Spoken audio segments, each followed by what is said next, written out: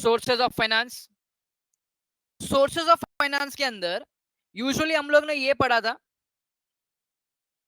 Own capital, own capital, borrowed capital, own capital, borrowed capital. Okay, जिसमें मैंने आपको नाम बोला था, तो मैंने ओन कैपिटल बोला था, तो आपको याद होगा, तो मैंने एक वर्ड दिया था इक्विटी, बट यूजुअली आता नहीं, आपको हायर लेवल पे जाएगा इक्विटी। बोरोड कैपिटल के तो डिफरेंट नेम है भाई, डेब्ट कैपिटल, डेब्ट फंड, ओके, बोरोड फंड, बहुत बहुत नाम है इसके। जैसे ओन कैपिटल के भी इसको ओन फंड भी बोलते हैं, ओन फंड। और एक और है, ओ बेटा वो तुम फीचर्स में गए, डिबेंचर्स वो उसके एग्जाम्पल हो गए। अभी हम एग्जाम्पल में नहीं है, हम है ना उसके नाम पे ही है। जैसे अपने बेस्ट फ्रेंड है, अपने फ्रेंड्स है, तो फ्रेंड्स के हम लोग दुनिया भर के नाम रखते हैं, कोई कोई अपलू, कोई पपलू, कोई गोटिया, कोई चिंटू, कोई चिंटिया, ऐसा नाम रखता है ना किसी एक का ही। ओके, किसी एक का ही डिफरेंट डिफरेंट नाम लेता है। अभी कोई भी घर में कोई आएगा, तो घर में कोई एक रहेगा तो सोनू, तो इसका बेबी, तो इसका गोटिया, मतलब सब अपने फूफा ने अलग नाम रखा, आंटी ने अलग नाम रखा, आत्या ने अलग नाम रखा, कजिन अलग नाम रखते हैं। ओके, तो ऐसा सब इसका नामकरण है ये पिट्टू बोले, ये देखो पिट्टू। ठीक है चलो, डेफ फंड, उसमें एक है ओड फंड। ओके, होते तो सब बोरोड कैपिटल ही है, बट ये सब इनके नाम है। ठीक है, चलो, तो ओन कैपिटल, ओन कैपिटल के अंदर हम लोग ने दो पार्ट पढ़ा था, एक पढ़ा था शेयर्स, और दूसरा पढ़ा था हम लोग ने retained earnings. Shares, retained earnings. अभी बोरोड कैपिटल में अपने एग्जांपल क्या आते हैं, तो अपने एग्जांपल जैसा अभी आप लोग ने बोला, डिबेंचर्स, डिबेंचर्स के बाद में long term loans, deposits, etcetera etcetera, आगे आते जाएगा। फिर एडीआर जीडीआर आएगा, ट्रेड क्रेडिट आएगा, ये सब दुनिया भर के पढ़ने के अपने को। ठीक है, हाँ, अरे क्या बात है, अव्वल ने याद दिलाया, बॉन्ड्स याद दिलाया। अरे सर आप तो भूल ही गए थे।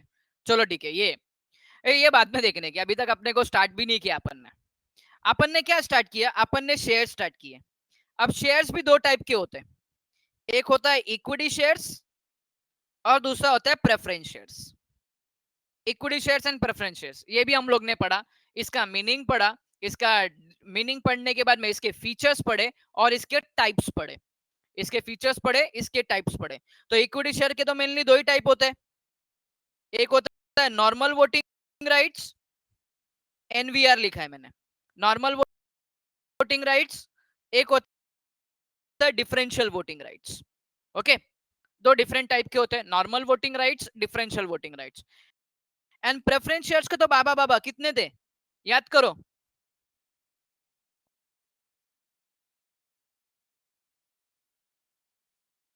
टोटल कितने थे, 8 थे, 4 into 4, 4x4। अगर आप देखो तो आप कभी कभी बोलते हैं 4x4 का है, तो 4x4 मतलब 4 + 4, 8, चौकड़ी, चौकड़ी का डबल। तो मैंने बोला था 4 याद रखने का, you have to remember 8, and after 8 उसका अपोजिट होगा। जैसा फॉर एग्जांपल, पहला होता है क्यूमुलेटिव, दूसरा होता है non cumulative, participating, non participating, फिर उसके बाद में sorry convertible, non convertible, and जो सबसे लास्ट में redeemable, irredeemable, redeemable, irredeemable. Okay, तो ऐसा 4 याद रखने का, और 4 इसका अपोजिट है। ठीक है, अब बच्चों आज जो हम लोग कंप्लीट करेंगे, तो हम लोग हमारे चैप्टर का हाफ पार्ट कंप्लीट करेंगे, दैट इज ओन कैपिटल। अच्छा, ये ओन कैपिटल में अगर आपको याद होगा, so one and only internal source of finance कौन सा है, one and only internal source of finance कौन सा है, इंटरनल सोर्स ऑफ फाइनेंस कौन सा है। मेरे को सबके पास से आंसर एक्सपेक्टेड है, किसी एक दो के पास से नहीं, जो रेगुलर आंसर देते हैं वो नहीं, सबके पास से आंसर एक्सपेक्टेड है। एंड आई नो तुम लोग वो डेफिनेशन, वो मीनिंग तुम लोग गलत साबित करोगे, expectation hurts. Okay, retained earnings, क्या बात है, रिटेन्ड अर्निंग्स याद करो, मैंने तुमको बताया था आपले कंपनीचे एकमेव internal source of finance Shri retained earning, जसं आत्माराम तुकाराम भिडे बोलते ना, मी या सोसायटीचा एकमेव सेक्रेटरी आत्माराम तुकाराम भिडे. तो आत्मा राम तुकाराम, र है ना, र आर, वैसे इधर पे भी हाँ आगे आएगा. जमीन डोंट वरी, आज मैं तुम लोग को बताऊंगा प्लोइंग बैक ऑफ प्रॉफिट है. ठीक है, very good very good. But ploughing back of profit कब बोलते हैं उसको भी देखेंगे हम लोग. और एक कैपिटलाइजेशन ऑफ प्रॉफिट है, उसको भी देखेंगे. एग्जाम में ना ये दो के ऊपर है ना भयंकर गलती करते हैं. कैसा भयंकर गलती, गलती नहीं भयंकर गलती करते हैं. ठीक है, तो अपने कंपनी का एकमेव internal source of finance retained earning है. एकमेव sources of finance retained earning है. ठीक है बच्चों, चलो अब जाते आगे, रिटेन्ड अर्निंग पढ़ने को स्टार्ट करेंगे. तो what is the retained earning? तो एक सिंपल सा स्टार्टिंग में कॉन्सेप्ट बता देता हूं मैं. जब कंपनी को प्रॉफिट होता है, क्या होता है प्रॉफिट, तो कंपनी प्रॉफिट को दो पार्ट में डिवाइड कर देती है. एक होता है डिविडेंड और एक होता है रिटेन्ड अर्निंग्स. एक होता है डिविडेंड और एक होता है रिटेन्ड अर्निंग्स. तो आप देखो प्रॉफिट का और रिटेन्ड अर्निंग पे क्या इफेक्ट जाएगा, और रिटेन्ड अर्निंग और डिविडेंड का रिटेन्ड अर्निंग पे क्या इफेक्ट जाएगा. एक्चुअली में आज दो पॉइंट ये क्लियर करने के अपने को, प्रॉफिट पे रिटेन्ड अर्निंग का इफेक्ट क्या जाएगा और डिविडेंड का रिटेन्ड अर्निंग पे क्या इफेक्ट जाएगा. आज हम लोग ये पॉइंट डिस्कस करने वाला है. ठीक है, एक सिंपल सा पॉइंट बोलो. अच्छा मुझे पता, अगर प्रॉफिट बढ़ेगा तो रिटेन्ड अर्निंग क्या होगा, इफ प्रॉफिट इंक्रीज होगा तो रिटेन्ड अर्निंग्स, रिटेन्ड अर्निंग्स क्या बात है इंक्रीज होगा, रिटेन्ड अर्निंग्स इंक्रीज होगा. बराबर है. ठीक है, अगर प्रॉफिट डिक्रीज हुआ, अगर प्रॉफिट डिक्रीज हुआ,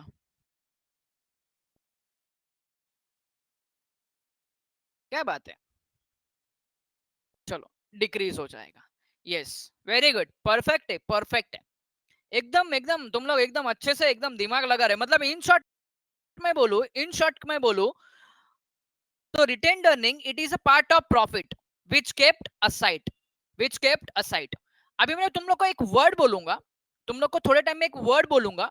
ये वर्ड ये वर्ड ये वर्ड तुम लोग को एडमिशन ऑफ पार्टनर में, एडमिशन ऑफ पार्टनर में नेक्स्ट वीक डेफिनेटली आने वाला है. आज जो वर्ड का डिस्कशन करेंगे, आज जो वर्ड का डिस्कशन करेंगे वो वर्ड एडमिशन ऑफ पार्टनर में डेफिनेटली आज के नहीं नेक्स्ट वीक में पक्का आएगा. चलो retained earnings.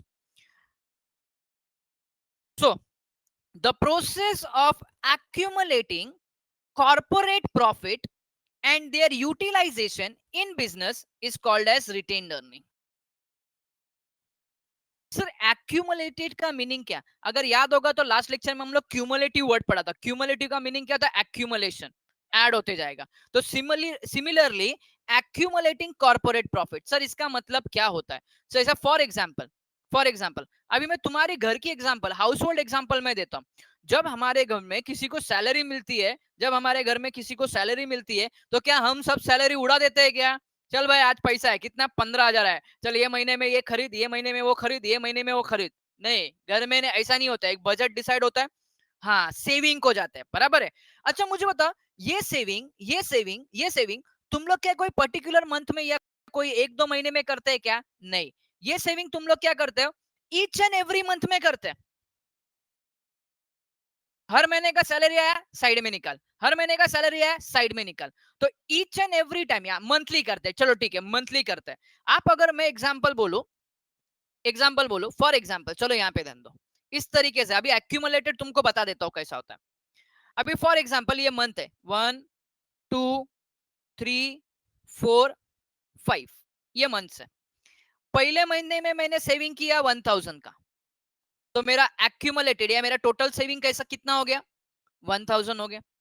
Suppose next month में मेरा सेविंग 500 हो गया, तो मेरे को पता अभी मेरा टोटल सेविंग सेकेंड मंथ में कितना हो गया, कितना हो गया, कितना हो गया. 1500, वेरी गुड, 1500। ये 1000 में ये 500 क्या हो गया, ऐड हो गया। आप इस तरीके से को ना आपके पिगी बैंक में, आपका जो पिगी बैंक होता है उसके अंदर इस तरीके से सेविंग करते हो। थर्ड महीने में, थर्ड मंथ में आपको 2000 का सेविंग हो गया। अब बोलो अभी आपकी टोटल सेविंग कितनी, अब आपकी टोटल सेविंग कितनी, now how much you saved? तो सर आई सेव 3500। तो इफ यू ऑब्जर्व, आप ये देखो तो हर साल है ना इसके अंदर ऐड होते जाता है। इसको हम लोग क्या बोलते हैं, एक्यूमुलेशन। क्या बोलते हैं इसको हम लोग, एक्यूमुलेशन। तो रिटेन्ड अर्निंग बोला मतलब कॉर्पोरेट प्रॉफिट। अब आप बोलेंगे सर आपने तो हमको बोला कि आप है ना एडमिशन ऑफ पार्टनर में एक पॉइंट पढ़ाने वाला, या आप एडमिशन ऑफ पार्टनर में एक वर्ड आएगा, एडमिशन ऑफ पार्टनर में एक ये वर्ड आएगा एक्यूमुलेटेड प्रॉफिट, ये वर्ड आएगा।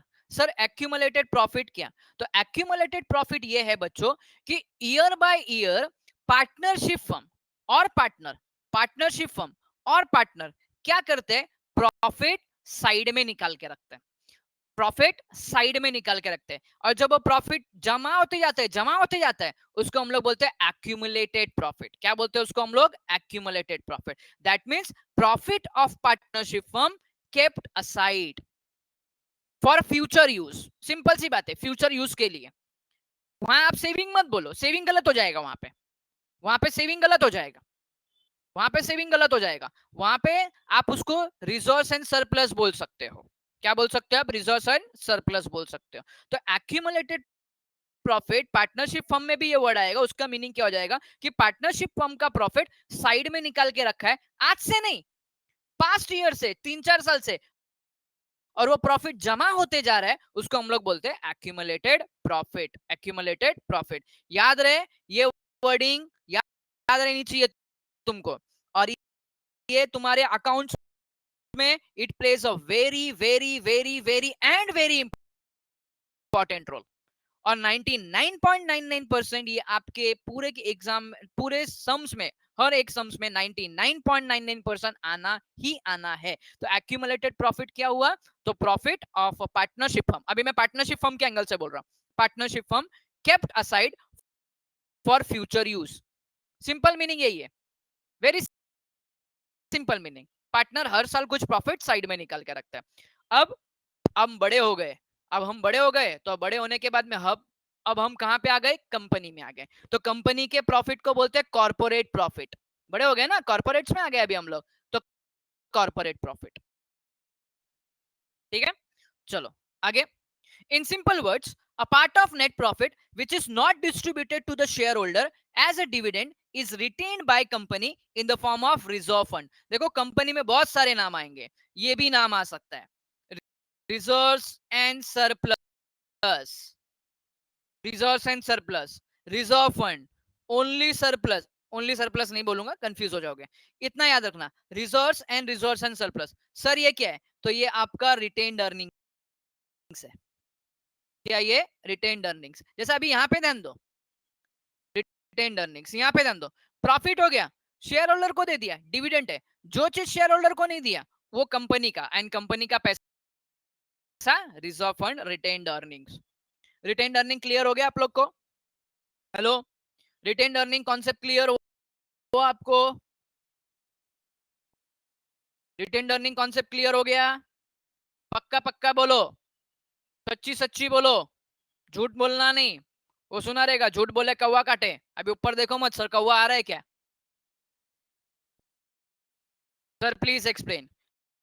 ठीक है चलो वापिस एक्सप्लेन करता हूँ, what is the retained earning.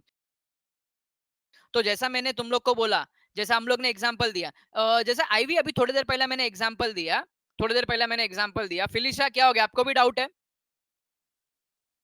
थोड़ी देर पहले मैंने एग्जांपल दिया कि जैसे हम लोग ईच एंड एवरी मंथ क्या करते हैं, थोड़ा थोड़ा अमाउंट सेव करके रखते हैं, थोड़ा थोड़ा अमाउंट सेव करके रखते हैं, और at the end of the year if you see, अगर आप देखोगे वहां पे तो एक ह्यूज अमाउंट जमा हो जाता है, ह्यूज अमाउंट। अच्छा वो ह्यूज अमाउंट पढ़ाई के लिए एक साथ मेहनत तो सब करते हैं, लेकिन स्मार्ट स्टडी कौन करता है? प्री एग्जाम ऐप के साथ बनाइए अपनी तैयारी super smart. Pre exam app देता है वाइड रेंज के एग्जाम्स की तैयारी, जैसे JEE, NEET, CAT, CA foundation, CSET, banking, railway, SSC, MBA entrance, SYJC, com, TYB com और भी बहुत कुछ। Chapter wise tests and mock tests, detailed performance analysis और अब तैयारी होगी एकदम परफेक्ट। कहीं भी कभी भी पढ़ाई करें और एक विशाल क्वेश्चन बैंक आपकी तैयारी को बनाए आसान। इंस्टेंट इवैल्यूएशन से तुरंत जानिए अपनी परफॉर्मेंस और पाएं पर्सनलाइज्ड फीडबैक। तो अब देरी किस बात की? प्री एग्जाम ऐप डाउनलोड करें और अपने नाम से रजिस्टर्ड करें और एक विशाल क्वेश्चन बैंक बिल्कुल फ्री और अपनी सफलता की कहानी लिखें। लिंक डिस्क्रिप्शन में है। प्री एग्जाम ऐप स्मार्ट तैयारी का साथ। ह्यूज अमाउंट एक साथ जमा हुआ है क्या? नहीं, धीरे धीरे जमा हुआ है। मंथली आपने थोड़ा थोड़ा अमाउंट क्या किया है, साइड में निकाल के रखा है। वो जो थोड़ा थोड़ा अमाउंट साइड में निकाल के ह्यूज अमाउंट जमा हो गया ना, इट इज योर सेविंग। और ये जमा किया है, दैट इज ये जमा किया आपने, तो इनफैक्ट हम इसको बोल सकते हैं ये हमारा क्या है, एक्यूमुलेटेड प्रॉफिट है। ये हमारा एक्यूमुलेटेड प्रॉफिट है। और ये सेविंग हम लोग ने क्यों किया है? फ्यूचर के यूज के लिए किया है। फ्यूचर में हम लोग इसको यूज कर सकते हैं। ये एग्जाम्पल समझ में आया? ये एग्जाम्पल समझ में आया? ओके, ठीक है। नाउ अभी कंपनी में जाता है। कंपनी में क्या होता है? कंपनी में ईच एंड एवरी ईयर क्या होता है? प्रॉफिट होता है। अब कंपनी में जब प्रॉफिट हुआ, तो कंपनी में प्रॉफिट होने के बाद में तुम बोलते सर शेयर होल्डर को देने का, बराबर है, शेयर होल्डर को देने का।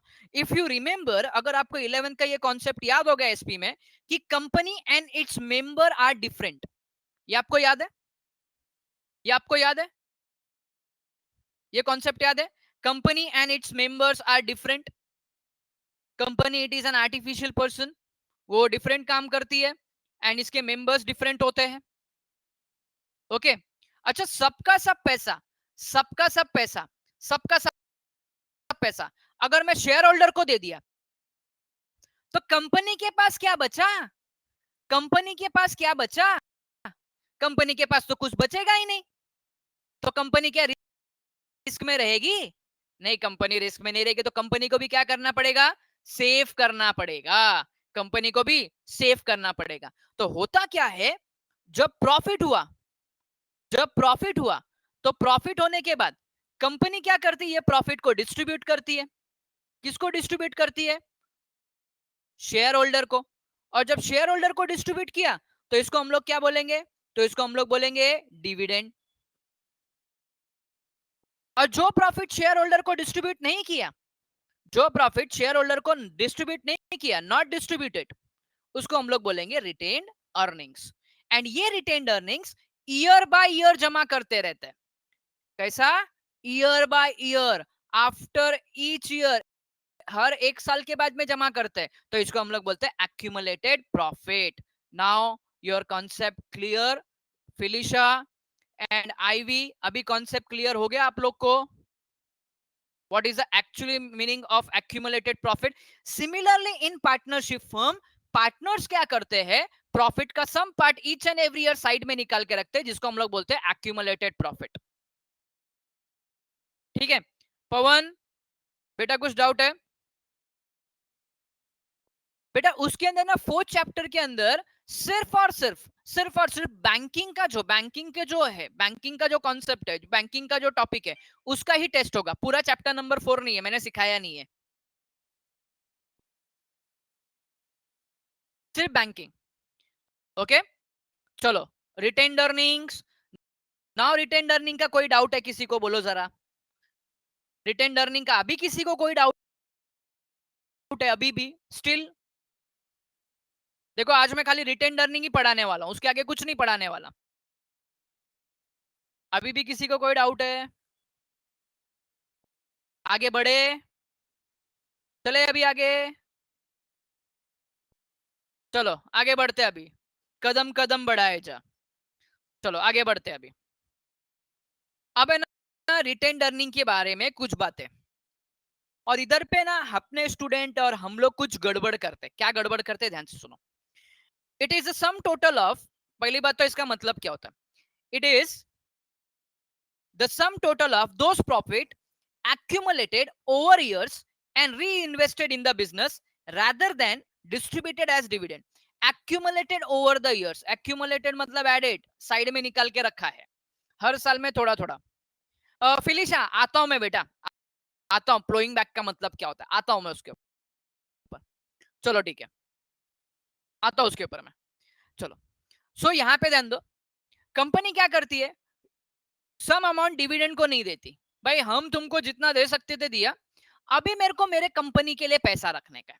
ठीक है, कंपनी के लिए पैसा रखने का। Now earnings of the companies are uncertain, so to meet any future uncertainty, company में keep aside part of its earning, part of its earning. जैसा मैंने तुमको बोला, एक्सपेंस होने के बाद में सेविंग साइड में निकाल के रखते हैं। सिमिलरली कंपनी क्या करती है, उसका कुछ पार्ट साइड में निकाल के रखती है, साइड में निकाल के रखती है। तो साइड में निकाल के क्यों, तो to meet future uncertainty, to meet future uncertainty, future में कुछ भी हो सकता है। जैसा अभी एग्जांपल दूं, जैसा हमारे पास अगर देखो तो हमने सेविंग करके रखी थी, इसके लिए कोविड में सरवाइव कर रहे हैं हम लोग, बराबर है, कोविड में अभी सरवाइव कर रहे हैं हम लोग। चलो ठीक है, आगे। The policy of using such retained earnings in the company is known as self financing or plowing back of profit, self financing and plowing back of profit। बेटा मैंने स्क्रॉल ही किया हुआ है, रिफ्रेश करो आप, रिफ्रेश करो। चलो अगर एक यहाँ पे ध्यान दो, अभी ना इसका एक लॉजिक बताऊं फिलिशा, लॉजिक बताऊं। तो अभी लॉजिक अगर इस तरीके से बोलाऊं, बताता हूं। अगर फार्म में, किधर, फार्म में, अगर आप फार्म में देखो तो फार्म में क्रॉप्स होते हैं। अभी राइस के क्रॉप्स, ऐसा मैं बना रहा हूं, अभी डिजाइनर नहीं हूं मैं, क्रॉप्स होते हैं, बराबर है, ये सब क्रॉप्स है। अब ध्यान से सुनना एग्जांपल फिलिशा, ध्यान से सुनना। अब ये क्रॉप जब है, फॉर एग्जांपल मैं राइस का ले लेता हूं, बराबर है।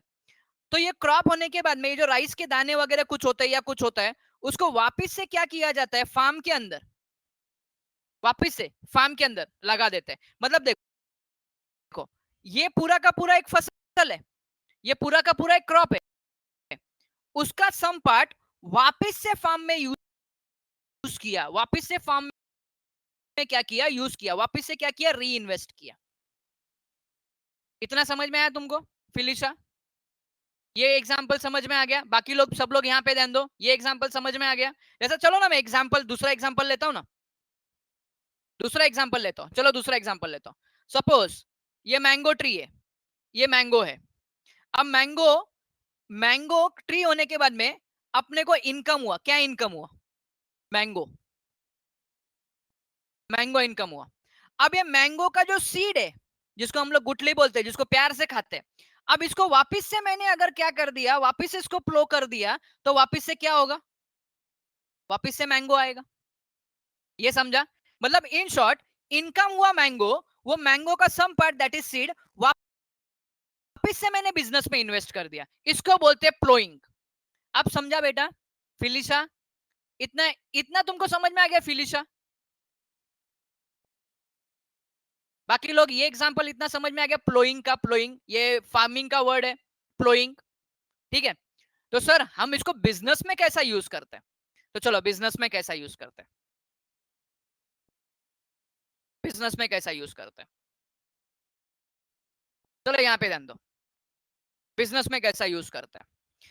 तो अभी यहाँ पे ध्यान दो, अभी इधर पे मेरे को अवल ने पूछा सर क्यों इन्वेस्ट करते, री इन्वेस्ट क्यों करते, री इन्वेस्ट का यूज क्या है। तो अभी ध्यान से सुन लो।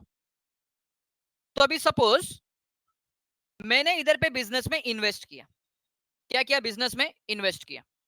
अब बिजनेस में इन्वेस्ट करने के बाद में मेरे को क्या हुआ, प्रॉफिट हुआ, क्या हुआ, प्रॉफिट हुआ। अब प्रॉफिट में मैंने क्या किया, डिविडेंड निकाला और कंपनी के रिटेन अर्निंग में डाला। किधर, कंपनी के रिटेन अर्निंग में डाला। सपोज कंपनी के रिटेन अर्निंग में 10 लाख गए, कितने, 10 लाख गए। ध्यान से सुन लेना। अब मेरे को ना एक असेट परचेस करने का, क्या करने का है, असेट परचेस करने का, worth rupees 2 lakh, worth rupees 2 lakh. ध्यान से सुन लेना, वर्थ रुपीस 2 लाख। अच्छा ये मेरे पास 2 लाख है, 2 लाख मेरे को यूज करने का है। ये 10 लाख ऑलरेडी जो मैंने इन्वेस्ट किया था उसका प्रॉफिट है, तो इसमें से मैं 2 लाख ले सकता है, मुझे बताओ, 2 लाख ले सकता है इसमें से मैं, इसमें से मैं 2 लाख यूज कर सकता है बच्चों?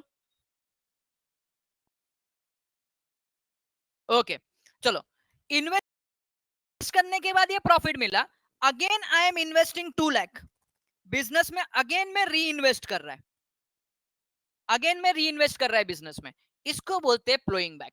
अब क्वेश्चन आया, सर ऐसा क्यों किया आपने? अच्छा बच्चों मुझे एक बात बताओ, अगर ये 2 लाख के लिए, ये 2 लाख के लिए मैं बैंक के पास से लोन लूं, तो मुझे बैंक लोन पे क्या पे करना पड़ेगा? क्या पे करना पड़ेगा?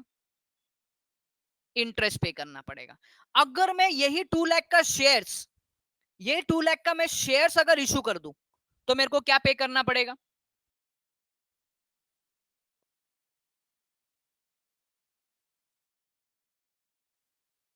डिविडेंड।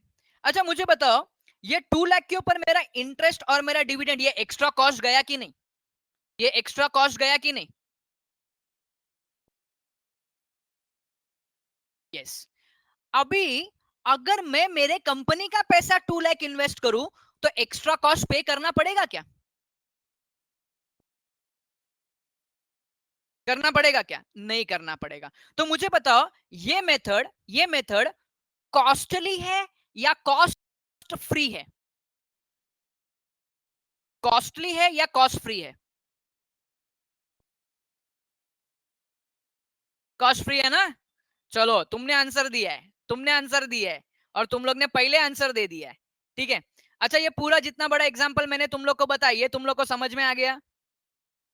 री इन्वेस्टमेंट समझ में आ गया? री इन्वेस्टमेंट ऑफ प्रॉफिट, इसको ही प्लोइंग बैक ऑफ प्रॉफिट होता है। जैसे मैंगो है, मैंगो मैंगो अपने को मिला, हमने इन्वेस्ट किया था, मैंगो मिला, मैंगो ये अपना क्या हो गया? इनकम हो गया। अब वो इनकम में से उसका सम पार्ट, जैसे गुठली, उसके सीड को वापस प्लो किया, अब वापस से प्लो किया, वापस से क्या आया? मैंगो आ गया। ओके, तो ये री इन्वेस्टमेंट हो गया। तो अभी अगर मैं इधर ऊपर लिखता हूं, अगर मेरा रिटेन्ड अर्निंग्स में री इन्वेस्ट करता है, क्या करता है? मैं री इन्वेस्ट, तो इसको बोलते हैं सेल्फ फाइनेंस। सेल्फ फाइनेंस का मतलब क्या? खुद को ही पैसा दिया है मैंने, सेल्फ फाइनेंस। और ploughing back of profit, ploughing back of profit, ये होता है। और अभी तुमने आंसर दिया, it is cost free, it is cost free. चलो, so ploughing back of profit, retained earnings is an important source of internal financing, ये तो ऑलरेडी हम लोग ने पढ़ा। It is a simple and cheapest most of raising finance. क्यों? इसमें ज्यादा कुछ पैसा लगता नहीं, अपना ज्यादा कुछ एक्स्ट्रा कॉस्ट देना नहीं पड़ता है। Normally established company use this method of financing, established company, for example Reliance। आज बेटा रिलायंस इतने साल से है, आज रिलायंस इतने साल से कितना प्रॉफिट कमा रही है? अब higher the profit, higher the retained earning, higher the profit, higher the retained earning. अभी जैसे फॉर एग्जांपल मैं बोलूं, अगर हम में से किसी ने आज कंपनी चालू की, तो कम से कम 3-4 साल तो स्टैब्लिश करने में लग जाएंगे। तो क्या मैं ये इंटरनल सोर्स ऑफ फाइनेंस का यूज कर सकता है उधर पे? इंटरनल सोर्स ऑफ फाइनेंस का यूज कर सकता है? नहीं कर सकता। सर क्यों? अभी मेरा वेल स्टैब्लिश कंपनी नहीं है। अब वेल स्टैब्लिश कंपनी नहीं है तो प्रॉफिट नहीं है, प्रॉफिट नहीं है तो रिटेन्ड अर्निंग इल्ले, रिटेन्ड अर्निंग इल्ले।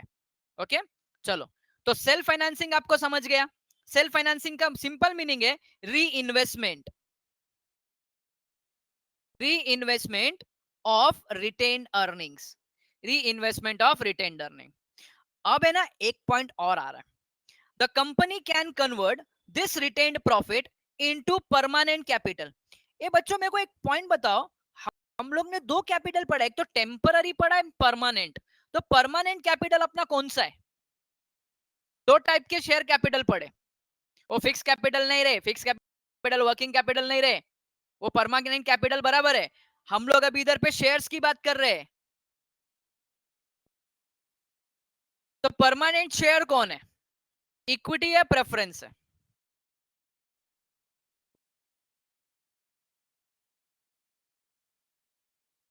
इक्विटी। ओके, इक्विटी क्या है? इक्विटी। और आगे का सेंटेंस पढ़ो, आगे का सेंटेंस पढ़ो, क्या लिखा है? द कंपनी, हाँ अभी आएगा तू, आया प्रेफरेंस नहीं, प्रेफरेंस क्यों नहीं, अभी यहाँ पे सुन ले। The company can convert this retain profit into permanent capital which is known as capitalisation of profit by issuing bonus share to equity shareholder free of cost. Preference क्यों नहीं, अब समझ में आया बेटा? प्रेफरेंस क्यों नहीं, अभी समझ में आया? एग्जाम्पल देता हूं, एग्जाम्पल रुक बेटा, जमीन देता हूं। वेदांत, प्रेफरेंस क्यों नहीं समझ में आया?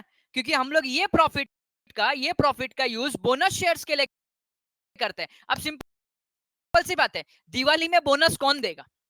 जिस कंपनी के पास ज्यादा प्रॉफिट है या ज्यादा रिटेन्ड अर्निंग है, या जिस कंपनी के पास कम रिटेन्ड अर्निंग है, मुझे बताओ कौन देगा बोनस? कौन देगा? मोर प्रॉफिट वाला देगा। Exactly exactly. चलो मैं एग्जांपल देता हूं, क्या एग्जांपल है, चलो यहाँ पे ध्यान दो।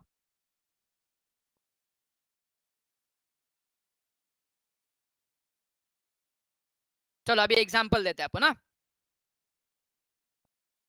सर दोनों का एग्जांपल दो, तो दोनों का एग्जांपल लेते हैं अपन। अब बच्चों यहाँ पे ध्यान दो, अभी अपना केस 1 है, ये केस 1 है, केस 1 है। चलो अब केस 1 में देखो होता यूं है, ये कंपनी है, ध्यान से देख लेना बच्चों, ये कंपनी है, कंपनी के पास रिटेन्ड अर्निंग कितना? Retained earnings